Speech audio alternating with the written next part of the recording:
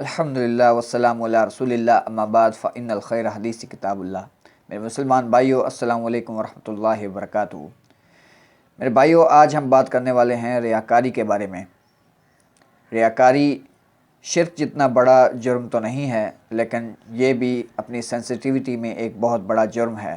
ایک حدیث ہے، حضور صلی اللہ علیہ وآلہ وسلم نے ارشاد فرمایا، قیامت کے روز اللہ رب العزت کے حضور 3 طرح کے لوگ پیش کیے جائیں گے، جن میں سے ایک قرآن کا قاری ہوگا، دوسرا سخی اور تیسرا ایک شہید، جو اللہ رب العزت کے حضور پیش کیے جائیں گے۔ سب سے پہلے اللہ رب العزت قاری سے پوچھے گا کہ تم نے جو میں نے تمہیں علم دیا ہے اس کا کیا استعمال کیا، اس کے ساتھ تم نے کیا معاملہ کیا؟ جو علم میں نے تمہیں دیا اس کا خرچ تم نے کہاں کیا؟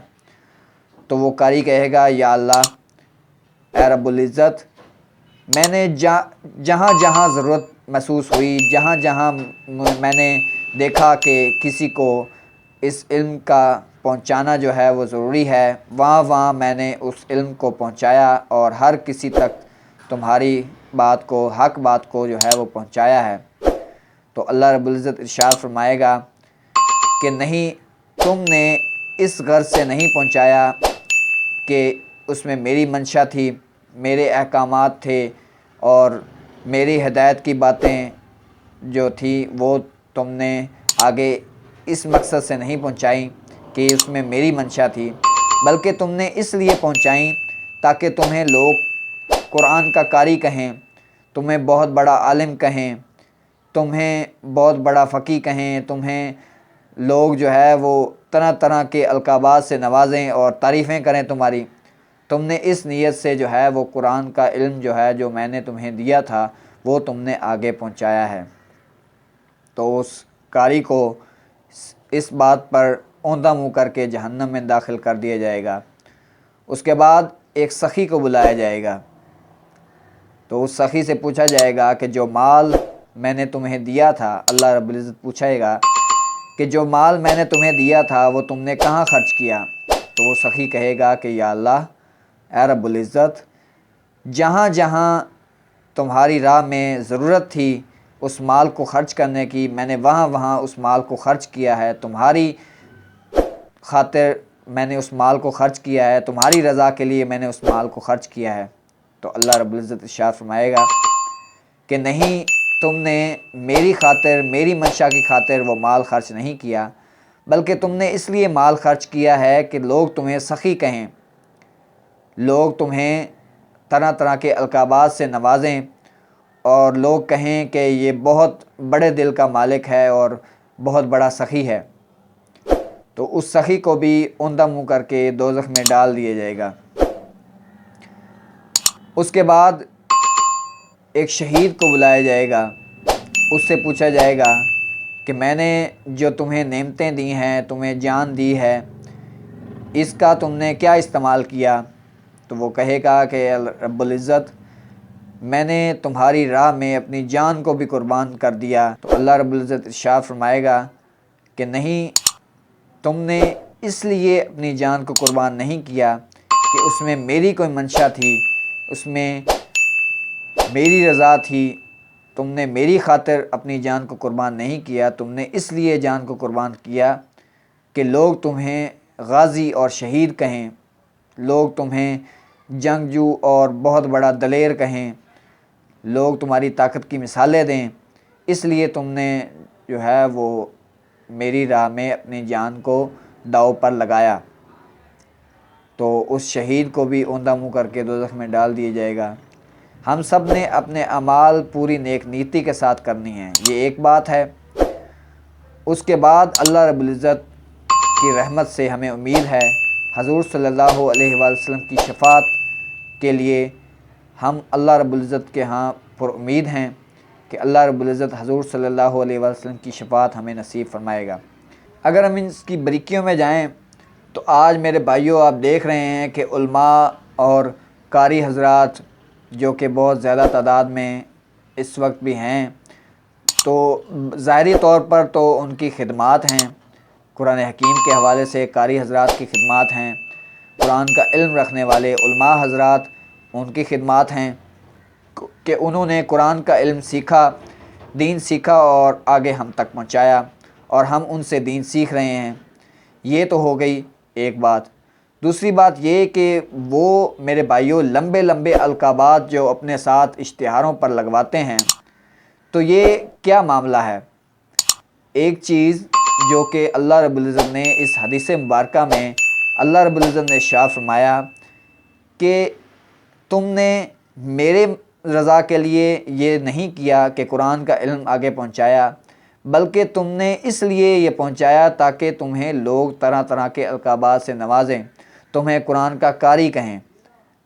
تو میرے بھائی جو اشتہارات کے اوپر لمبے لمبے القابات لکھے ہوتے ہیں ان قاری حضرات کے یا پھر ان علماء کے، طرح طرح کے القابات سے ان کو نوازا جاتا ہے، اگر اللہ رب العزت اس نیت پر ہی جہنم کا فیصلہ سنا دے گا تو پھر بڑے بڑے اشتہارات کے اوپر طرح طرح کے القابات لکھوانے والے کس زوم کے اندر ہیں؟ دوسرے نمبر پہ ہم نے پڑھا کہ ایک سخی اللہ کے حضور پیش کیا جائے گا۔ تو میرے بھائی ہم دیکھتے ہیں کہ بعض مقامات پر جیسے قصبوں میں اور گاؤں دیہاتوں میں مسجد کے لاؤڈ سپیکر کے اوپر چندے کے جو اعلانات ہوتے ہیں کہ لوگوں کا نام لے لے کر چندے جو ہیں وہ ان کے ناموں کے ساتھ چندوں جو چندے وہ دیتے ہیں ان کے نام بولے جاتے ہیں اور ساتھ چندے جو فگر ہوتی ہے وہ بولی جاتی ہے۔ تو یہ جو سسٹم چل رہا ہے یہ بالکل صاف صاف کلیئر کٹ ریاکاری ہے۔ جب ایک سخی کے دل میں ہونے والی بات ایک نیت کے اوپر جو کہ اس کی نیت ہے کہ مجھے لوگ سخی کہیں، تو اس نیت کے اوپر اگر اللہ رب العزت فیصلہ سنائے گا اسے جہنم کا اور اوندھا منہ کر کے جہنم میں داخل کرے گا، تو جو لوگ لاؤڈ سپیکر کے اوپر اپنے اعلانات کروا رہے ہیں اپنے چندوں کے اپنے ناموں کے ساتھ، تو وہ کس زوم کے اندر ہیں؟ وہ یہ سمجھ رہے ہیں کہ اس پر ان کو ثواب ہوگا۔ اللہ رب العزت اس بات پر بھی ان کا مواخذہ کرے گا کہ یہ جو انہوں نے ریاکاری والا سسٹم لگا دیا ہے۔ تیسرے نمبر پہ میرے بھائی شہید بھی جو یہ سوچے گا کہ لوگ مجھے غازی کہیں، دلیر کہیں، بہادر کہیں اور کہیں کہ یہ اللہ کی راہ میں دیوانہ وار لڑتا ہوا شہید ہو گیا ہے، تو اس کی بھی اس نیت کے اوپر اللہ رب العزت مواخذہ کرے گا اور اس کو اوندھا منہ کر کے دوزخ میں ڈالے گا۔ اب میرے بھائیوں ظاہری طور پر تو یہ ہو گیا کہ لوگ جو ہے وہ لوگوں کو دکھانے کے لیے، دکھاوے کے لیے کہ مسجدوں میں دکھاوے کے لیے پیسے دیتے ہیں، ان کی نیت یہ ہو کہ لوگ میرا چرچا کریں، لوگ آپس میں بات کریں کہ فلاں نے اتنے پیسے دیے، فلاں نے اتنے پیسے دیے۔ یہ تو ہوگی نیت کی بات، تو یہ تو اللہ رب العزت کے ساتھ خاص ہے۔ اللہ رب العزت جانتا ہے کہ کس کی کیا نیت ہے۔ اب میرے بھائی تھوڑی سی اس بات کے اوپر جو ہے وہ کلیریفیکیشن یہ ہو جائے کہ نیت جو ہے وہ کیسے انسان کی ہو جاتی ہے۔ جیسے کہ میرے بھائی ایک بندے کے دل میں ایک خیال آیا کہ میں ایک ایکٹیویٹی کروں، ایک عمل کروں چھوٹا سا جس سے سامنے والا جو ہے اس کے ساتھ اٹریکٹ ہو، اس عمل کو دیکھے اور وہ دل میں ہی سوچے ایک بات کو، یہ ایک دل میں خیال آتا ہے۔ تو ہم جب اس ایکٹ کو، اس ایکٹیویٹی کو پرفارم کرتے ہیں تب ہماری ریاکاری جو ہے وہ پروون ہو جاتی ہے، وہ ہماری ریاکاری کھل کر جو ہے وہ اسٹیبلش ہو جاتی ہے۔ اگر ہم اس ایکٹ کو پرفارم نہ کریں اور پڑھیں لا حول ولا قوت الا باللہ، تو ہم الحمدللہ انشاءاللہ اس جو ریاکاری والا معاملہ ہے اس کے اسٹیبلش ہونے سے ہم بچ جائیں گے۔ یہ ہر انسان کے ساتھ ہے، اس کے نفس کی جو ہے وہ ڈیمانڈ ہی ایسی ہے کہ نفس جو ہے وہ برائی کی طرف بھی جو ہے وہ مائل کرتا ہے انسان کو۔ انسان کے ساتھ جو ہے وہ شیطان لگا ہوا ہے جو اس کو برائی کی طرف جو ہے وہ دعوت دیتا ہے۔ تو یہ وہ دعوت ہے ریاکاری والی کہ دل میں ایک خیال آتا ہے کہ یہ ایکٹیویٹی کروں تو فلاں آدمی جو ہے وہ اس کی طرف اٹریکٹ ہوگا اور وہ دل میں ہی صحیح میرے لیے تعریفی کلمات کہے گا۔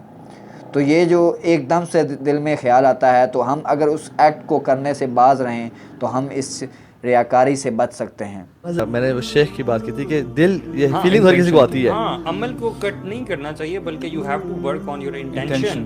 یہ نہیں کہ آپ عمل ختم کرتے ہیں۔ مثال کے طور پہ آپ کہیں نماز پڑھیں، کوئی اچھا نیک کام کر رہے ہیں تو آپ کے دل میں یہ خیال آ رہا ہے کہ مجھے کوئی بندہ دیکھ رہا ہے وہ نماز کٹ کر دو, ٹھیک ہے, یہ نہ کریں بلکہ اس نیت پہ کام کریں. بالکل. Where I find this, on the other hand I find another example from اسلاف. میں اسلاف سے یہ مجھے پتہ چلا کہ ابراہیم نخعی رحمہ اللہ جو ہے وہ قرآن پڑھ رہے تھے اور کوئی انٹر ہوا تو he covered the Quran so that he doesn't get the impression that I am into Quran every hour. مجھے نا یہاں پہ تھوڑی سی کنفیوژن ہوئی کہ نیک اعمال کو چھپا رہے ہیں لوگوں کو دیکھتے ہوئے, تو کیا یہ پھر انٹینشن ہائڈ جو کر رہے ہیں, یعنی سوری عمل جو اپنا چھپا رہے ہیں, یہ پھر اس میں نہیں آتا؟ برو سلف صالحین تو اپنے گھر میں تہجد کی نماز پڑھا کرتے تھے, اور جب مسجد آتے تھے نا تو اپنی آنکھوں کو ایسے ایسے رب کر رہے تھے, ایسے جیسے ہم ابھی اٹھ کے آئے ہیں, جیسے ہم نے تہجد پڑھی نہیں ہے. یعنی تھوڑا ڈفرینس ہے اس میں, یعنی وہ بیسیکلی چھپایا کہ ہمیں میرا چہرہ فریش نہ لگے, ٹھیک ہے, ان سے چھپایا. اور جیسے یہ قرآن چھپا رہے ہیں نا کہ ان کو پتہ نہ چل جائے. I think it depends on case to case, کہ جب آپ کو کبھی کبھی ایسا ہو سکتا ہے کہ آپ اپنے عمل کو, اگر آپ کے پاس آپشن ہے تو آپ چھپا دیں. نہیں, ایکچولی میرے خیال سے جو مجھے سمجھ میں آئی ہے, میں سمجھتا ہوں کہ دیکھیں ہمارے جو اسلاف ہیں, جو ہمارے جو ہے فور فادرز ہیں, وہ اپنے آپ کو اتنا پروٹیکٹ کرتے تھے کہ ذرا سا بھی ان کو کہیں شک پڑ جاتا تھا نا کہ یار اس سے یہ پاسبلٹی ہو سکتی ہے, میں کسی نہ کسی اینگل میں گناہ میں انوالو ہو سکتا ہوں, وہ اس کو وہاں پر ہی ختم کر دیا کرتے تھے. آئی تھنک اس کو ہم اگر صحیح ایک لفظ میں کہیں تو یہ تقویٰ کی وہ ایک لیول ہے کہ سبحان اللہ, یعنی they used to protect and hide their good deeds as we hide our sins. نہیں, اب آپ دیکھیں نا ایک وہ جو کیا کہتے ہیں 7 لوگوں کی جو ہے حدیث ہے کہ ان میں سے وہ عرش اللہ تعالیٰ کے عرش کے سائے تلے ان کے اس میں کون ہوگا, ایک ایسا شخص ہوگا کہ جو چیریٹی دے گا ود ہز رائٹ ہینڈ, یہاں تک کہ اس کے لیفٹ ہینڈ کو پتہ نہیں چلے گا. اب سبحان اللہ, آپ دیکھیں اتنی سیکریسی میں دے رہا ہے. سو ویسے اعمال کی جو اصل ہے نا, اعمال کی اصل وہ سیکریسی ہے. اللہ رب العزت معاف فرمانے والا ہے. اللہ رب العزت کے حضور توبہ کرنی چاہیے ریاکاری سے. ریاکاری جو ہے وہ بہت ہی بڑا گناہ ہے. وہ معاملہ ہے جس سے ہمارے اعمال ہیں برباد ہو جاتے ہیں, ہمارے اعمال کسی کام کے نہیں رہتے. دعا کرتا ہوں جو حق بات کہی اللہ رب العزت ہمارے دلوں میں راسخ فرمائے, ہمیں قرآن و سنت کی تعلیمات کے اوپر چلنے کی توفیق نصیب فرمائے. آمین. وما علینا الا البلاغ المبین. السلام علیکم ورحمۃ اللہ وبرکاتہ.